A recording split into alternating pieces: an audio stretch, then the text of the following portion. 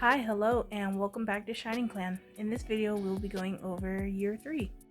This time, I'm going to jump right into things and start out with the two new additions to StarClan. The first cat I'm drawing now is Ice Gaze. Sadly, after leaving camp, he was killed between the borders of Shining and Tiger Clan by one of their warriors. It seems to me I'm going to have to stop saying which cat is my favorite, because if you did not watch the last video, after I said Lilac was my favorite, Ice Gaze was second to that, and well, yeah. I was a bit thrown off by the murder since Shining Clan hasn't been having any problems with their neighboring clans, but based off the prompts under events, it seems that this might have been set up.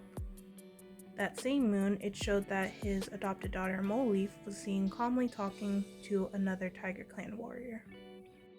I generally believe that she is behind all of this. The only thing is I can't see a reason why. She had a pretty good relationship with him, so I'm gonna keep an eye on her and see if the clan has any suspicions with her. Also meant to say this earlier, but I will be drawing the wounds that have killed these cats. Next up is the senior medic Gildream. It was a bit of a heartbreak when I saw that he had died. He was already having a lot of memory issues and he was forgetting herbs, and at some point he decided to visit another medic in another clan, but on that way somehow he ended up falling in a frozen lake. I was hoping that he could possibly retire later on in his life and just live the rest of it in the Elder's Den, but sadly that was taken from him. He honestly didn't seem too upset about his own death. And now on to the clan leader. With Stonestar, I wasn't sure if I was able to capture it well enough, but his age is starting to catch up onto him. And at some point during the year, he actually started to doubt his ability to lead the clan. From what the prompts insinuated, Stonestar's doubts are derived from his age and the fact that his leader skills are starting to deteriorate. And honestly, I do kind of hope that he retires, since I have had countless clans where the lead will continue at their worst states, and usually that would end up with bad clan decisions. But he seems okay right now, so I'll just let him go as he is. Then there's these two lovebirds. I was so excited when I saw the prompt that included both Fogswoop and Dusty Sun. In this year, around the time their kids had become warriors, Fogswoop had confessed her feelings and, not surprisingly, Dusty Sun accepted. Besides that, nothing much happened to Fog, but her mate on the other hand suffered from a broken back. He ended up dealing with it for a long while, and at some point I was afraid he would end up paralyzed, but after being dropped by an eagle, he ended up being permanently scarred and has a weak leg. He's doing okay now, and I hope it stays that way. And now that Gildream is gone, Rat Aster is the clan's only medic. And personally, when playing Clan Generator, I usually try to have at least 2 medics just in case one is injured or sick. But in this case, I've had no such luck during border patrols, since that's usually when I pick up a medicine cat. So as you can see, I'm about almost done with Rat Aster, but I actually went back and included Riverfur. The reason being is that Riverfur is a bit concerned that Rat only had a very short grief period. I didn't blame her for being worried, since Rat had a habit of throwing themselves into their duties when it came to heavy topics such as death. They're not budging much when it comes to talking, but she just wants them to know that she's there for them. Currently, Rat Aster is dealing with shivers due to their last herb patrol. Also, they were given grow feathers by Fogswoop.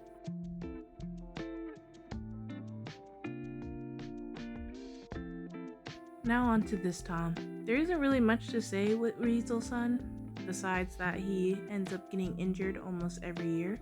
Similar to the previous year where he ended up getting a bite wound to the leg, this time when he went out to retrieve catmint, he ended up getting stung by bees when he tried swatting them away. Hopefully as he gets older, he'll slow down and stop getting so many leg injuries. Then on to the Time Newt lookalike. Nothing much really happened with B this year. He did end up getting a mangled tail due to falling rocks at some point, but he ended up making a full recovery with no notable scars. He did, however, adopt an abandoned kit found on a patrol. While this was my doing and not the game's, I did notice that they had a high bond for one another, so I kind of made it official. And I also noticed that he started developing a crush on Dusty Sun. I'm not sure if this was before or after him and Fog Swoop became mates, but we'll see if anything comes of that. The next three up are Moleleaf, Black Apple, and Whisperpelt. As stated before, I'm a bit suspicious of Moleleaf's involvement with Icegaze's death. But besides that, she's currently injured with a claw wound after crossing territories for a rabbit. I accidentally didn't take note of which clan she had crossed paths with, but I'm pretty sure it was Pigeon Clan. Also, at some point, she ended up going missing and came back with a collar. Then with Black Apple, who I feel has been through the worst out of the three. First, she was injured with a mangled tail by an angry fox during patrol. While recovering, she ended up catching white cough and needed to be quarantined. And then right after recovering from white cough, she ended up losing her tail. Which in her prompt, I took note that she was actually lashing her tail in frustration right after she woke up. And to this year, where she is now dealing with phantom pains. I feel bad for both her and her sibling, and I do hope they have a better year in the next video. Then with the last cat, Whisperpelt, it seems the fox ended up coming back and he also got a mangled tail. I really hope he's lucky compared to Black Apple and at most gets a scar. Right now he's feeling down and underappreciated, and we'll see how well he recovers in the next year. And now on to Stonestar's kits. During this year, they are able to receive their warrior names, and the cat on the left is Clear Branch, and the cat on the right is Aspen Tree. And with Aspen Tree, he was a start of the trend where Stonestar would end up having a lot of these apprentice or previous apprentice would graduate early. For Aspen, he ended up graduating at 10 moons, while his sister graduated at 11. And with Clear Branch, at some point she was taken by Two Legs around the end of the year, which surprised me when she showed up 6 moons later. During her absence, she did cause her brother and father much grief, but of course they were happy when she showed back up. Then with her brother Aspen Tree, there really wasn't much to say about him, besides that my theory was correct and his mentor Moleleaf was able to help him out of his shell, and that him and his father were actually way more similar than I thought. And the reason why is because he ended up rejecting a cat that he ended up also having a crush on. So we'll see how they end up figuring that out.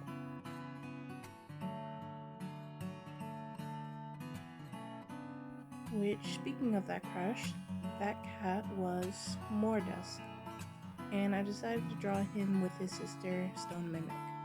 From the looks of things, he didn't take it too well, and his sister decided to comfort him.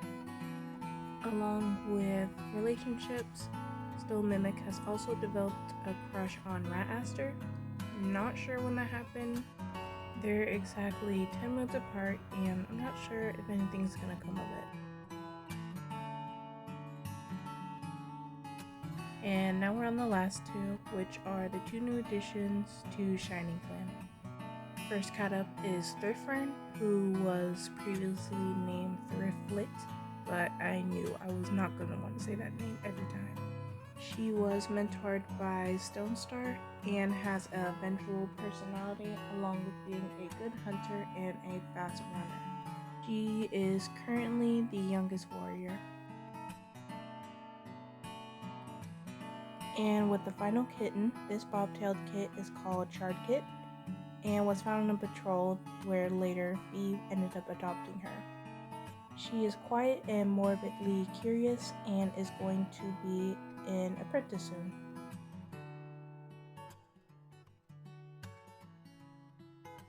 And with that, these are the year 3 cats of ShiningClan. Just like last time, this video took way longer than I expected, so sorry for its lateness. I, for some reason, end up having a hard time when it comes to recording and doing the script, so I'll see if I can get better with that over time. With that, thanks for watching, and I hope to see y'all again.